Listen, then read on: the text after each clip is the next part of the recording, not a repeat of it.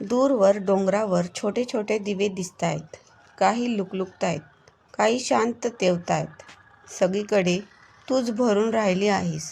ते दिवे मला जरी छोटे दिसत असले तरी त्यांना त्यांच्या जागी त्यांचं अस्तित्व आहेच की.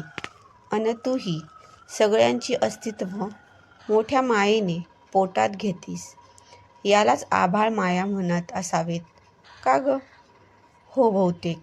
ते बघ, दूरवर कुठेतरी एक ट्रक सुरू झाल्याचा आवाज आला. तो बघ, दूर डोंगरावरचा एक दिवा मालवाल गेला. किती विरोधाभास आहे ना दोन घटनांमध्ये.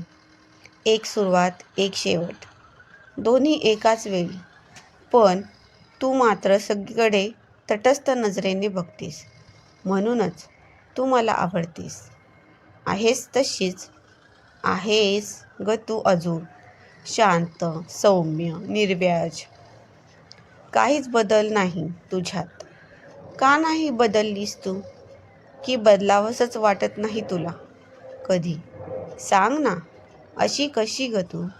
इतकी अबोल. इतक्यात एक मंद वाऱ्याची झुळूक आली.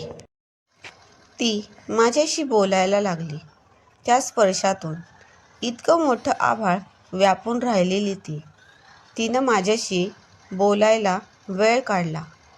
हीच किती मोठी आणि मिठी गोष्ट.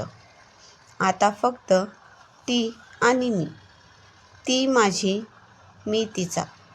माझी रात्र. मित्रांनो, तुम्हाला ही कथा आवडली असेल तर चॅनलला लाईक आणि सबस्क्राईब नक्की करा. धन्यवाद.